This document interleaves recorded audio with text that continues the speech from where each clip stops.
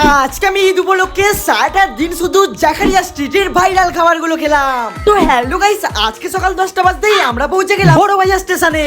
আর station থেকে বেরোতেই আমার চোখ পড়লো এই মৌসম্বি জুসের দিকে। তাই তো এই গরমে এক গ্লাস ঠান্ডা জুস খেয়ে চলে এলাম আমরা নাখোদা মসজিদের সামনে। এখানে আসতেই দেখি দিন শেষে ইফতারের জন্য অনেক খাবার তৈরি হচ্ছে।